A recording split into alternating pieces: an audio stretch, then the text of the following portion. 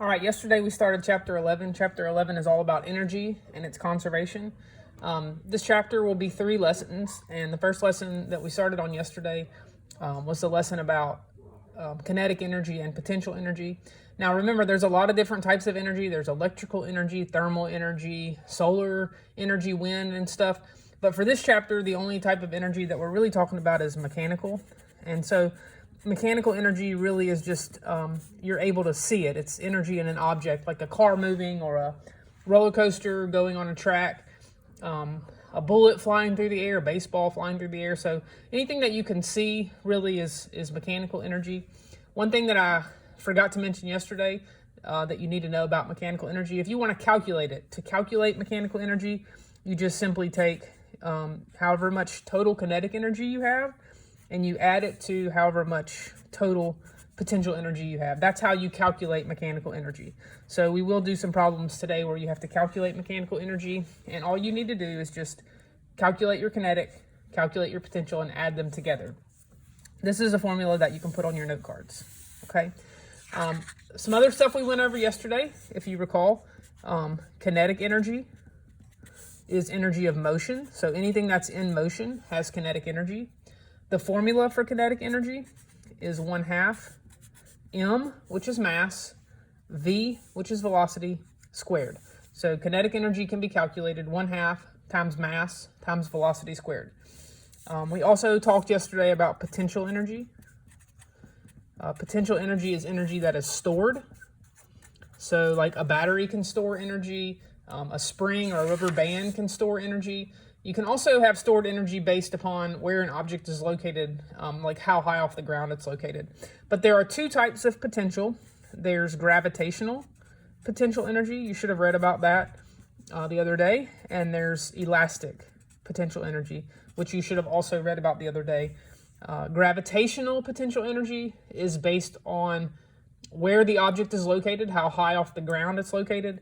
Elastic potential energy is potential energy in like a spring or a rubber band or something like that. So like a trampoline, an archery bow, even like you can see this little spring here. If you can compress it and stretch it. But if I were to attach something to the end and then release it, it'd fly off or something. So that would be considered elastic potential energy.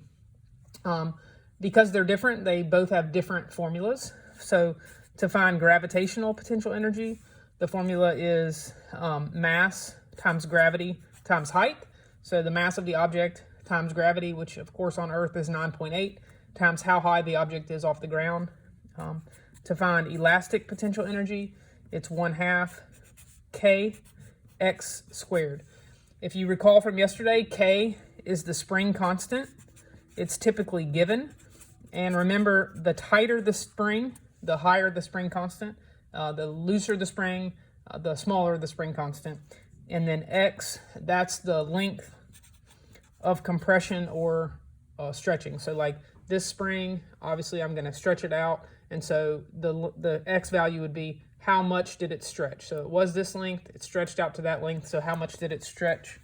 If I had a spring that I could compress, so like this one, the x value would be however much it would squish together. So right there is the length. And then if I were to squish it together, whatever length I squished it, that would be the x value. You'll see that more today when we do some calculations. Make sure that you put not only this formula in your note cards, but also this one and these 2. You can put this in there if you want, but like when I give you the formula sheet on the test, I won't tell you what these 2 things stand for, but you can go ahead and write them in your note cards so you'll know.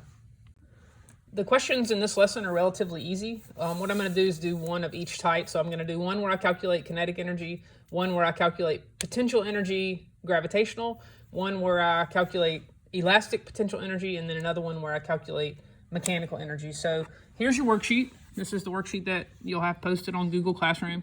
I'm going to go ahead and do number 1 for you. Number 1 says a 950 kilogram car is traveling at a speed of 25 meters per second.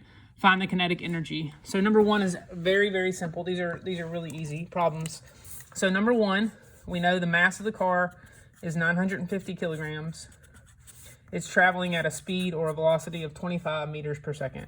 And then the question just simply asks us to calculate kinetic energy. A very simple calculation. Remember the formula is 1/2 mv squared. So 1/2 times 950 times 25 squared. This is very, very simple. 8th grade science, to be honest. So in my calculator, 0.5 times 950 times 25 squared. And so we get this big number, 296,875. Now, one thing that I forgot to mention yesterday was the unit for energy. Energy is measured in joules. So again, energy is measured in joules. The definition of energy is the ability to do work. Again, the definition of energy, the ability to do work. And if you recall, the formula or the unit for work is joules, so the same unit for energy. Question 1, very, very simple. Moving back here, number 2 is also a kinetic energy. I'm going to let you guys do that one on your own. Number 3 talks about potential energy at this height. So remember, height potential energy is called gravitational potential energy. So let's read that. A 0.125 kilogram shotgun shell or cannon shell is shot from a cannon to a height of 220 meters. What is the potential energy of the shell at this height? So number 3, that's gravitational potential energy.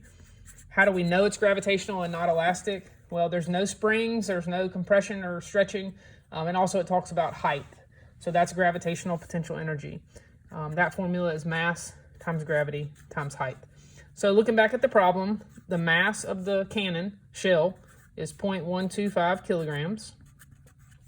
It's shot straight up to a height of 220 meters. And then the question asks for the potential energy. So it's another simple calculation. You just plug your numbers in.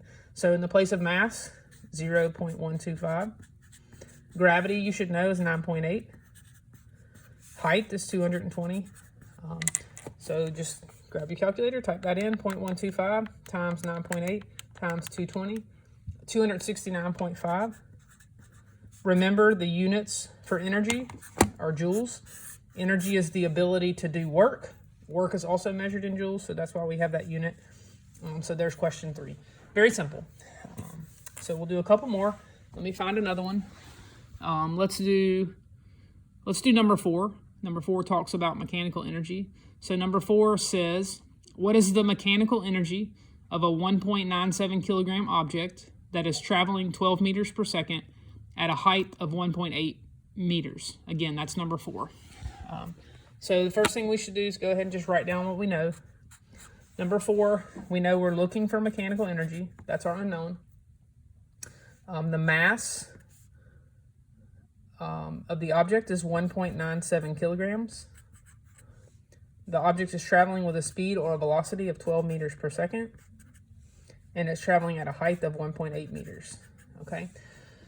So remembering your formula sheet or remembering your formula for mechanical energy, it's just simply kinetic energy plus potential.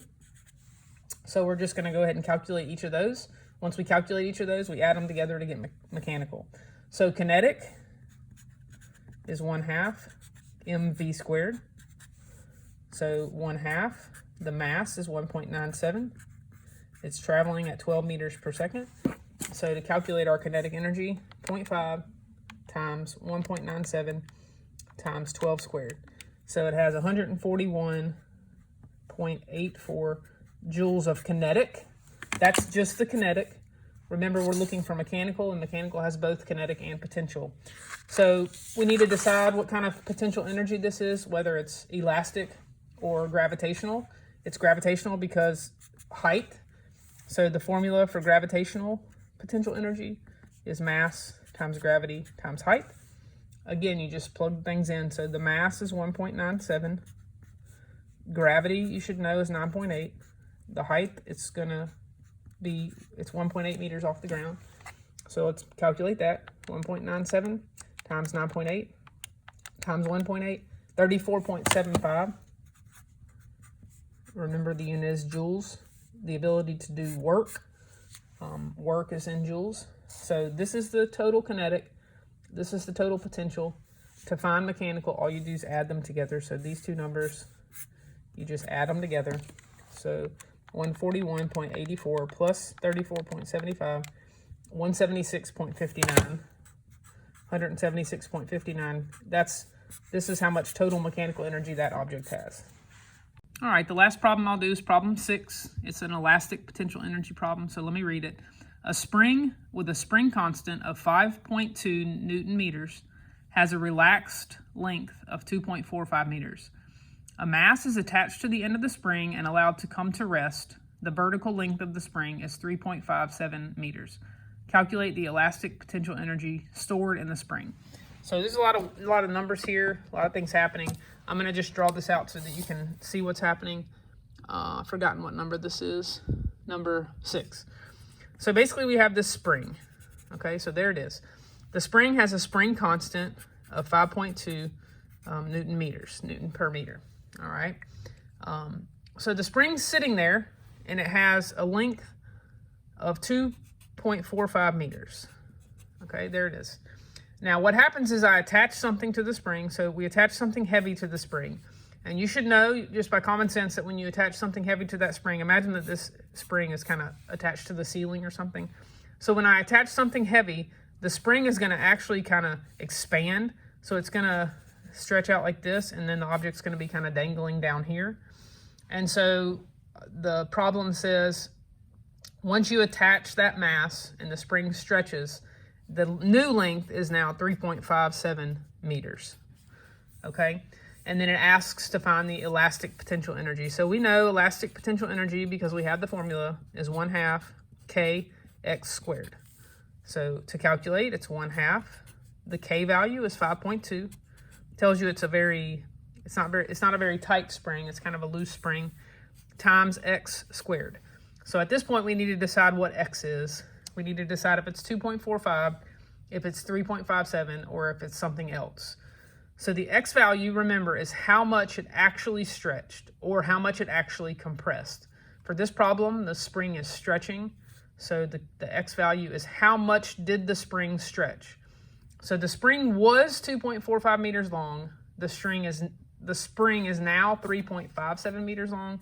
So to figure out how much did it actually stretch, you just subtract the two.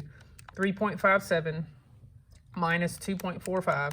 So the spring actually stretched 1.12 meters, and that's your x value. And then once you have that, it's very simple. 0.5 times 5.2 times 1.12 squared. It's a very small number, 3.26. Remember, it's energy, so it's joules. Energy is the ability to do work, so it's measured in joules. Now, I do want to point out something whenever you guys start working these problems on your own. Like, look, for instance, let me find one. Look at number 5. You see on number 5, it tells you the mass of the dart, and it's pressed against the dart gun. It gives you the spring constant, and it says that it's compressed 4.5 centimeters. So, y'all, this number right here, 4.5 centimeters, that's how much it's compressed. So you don't have to do any subtracting like we just did. But what I need to point out is, if you'll notice, this is in centimeters. It has to be in meters. So make sure that whenever you're getting your x value, if it's listed in centimeters, you convert it to meters. You just divide by 100 to do that.